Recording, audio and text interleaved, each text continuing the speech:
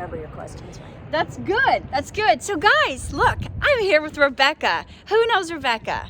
Okay, so this is part of my 3 questions with Kat. So I have 3 questions I'm going to ask you off the cuff. This is to help our viewers who want to be more successful in life, how to get over things standing in their way. So we know you're a wealth of knowledge. You've been through some stuff. You got some life experience. You're going to have something to say. You're watching 3 Questions with Kat.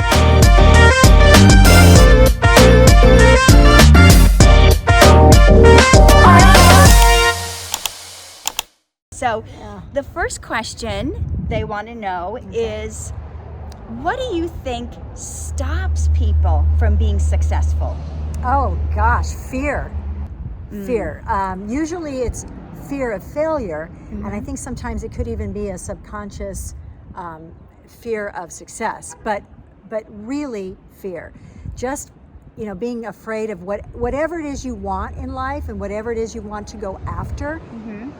Having the confidence to do it and fearing that you can't do it. And I for one went through that absolutely with my acting, because when I would say about 6 years old, I told my mom, I said, Mom, this is what I want to do. We went to a movie and I saw a woman up on the screen. I said, that's what I want to do. And she said, what, drink coffee, whatever the lady was doing. And I said, no, I want to be an actor. Wow, and you knew at 6 years old? I did, but, and my mom, and I love her, she's almost 96 years old. She said, oh, you can't do that. That's for special people.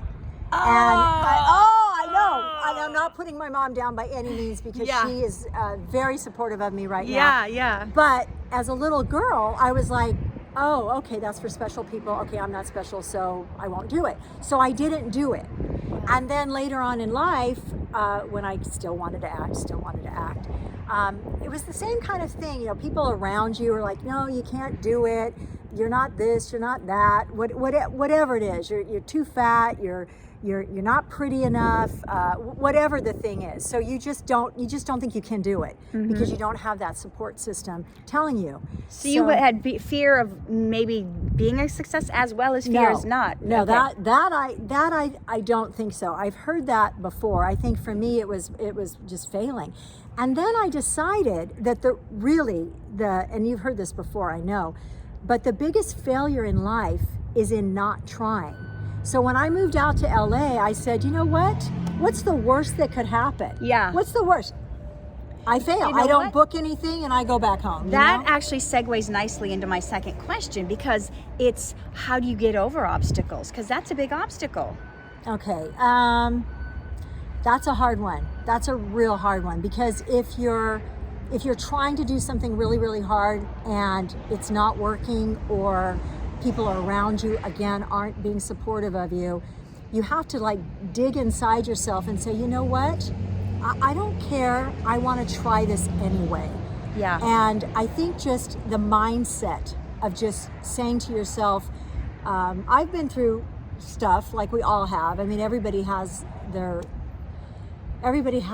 obstacles that they go through in life, and everybody has been put down, I believe. I mean, I think most people don't have it perfect all the time. Yeah. And you just kind of have to figure out, how am I going to get through this? And I would say, if I was giving advice, which is what you're asking, I would say baby steps, actually, just going, okay, what's the first thing I need to do? Yeah. What's the first thing I need to learn? So breaking it down. Yeah, breaking it down. And I had a boss once tell me that knowledge was power. And I do agree with that. The more knowledge you have about something, the easier it's going to be to break those steps down and get over your obstacles. Good. If you just sit around and you're like, well, I don't know how to do this. Well, exactly. You're stopping yourself. You're making the obstacle bigger. But if you take that thing you want to tackle, you break it down to little steps by watching videos, reading books, learning about it, that will help you overcome. So I love that. Knowledge is power. Yeah.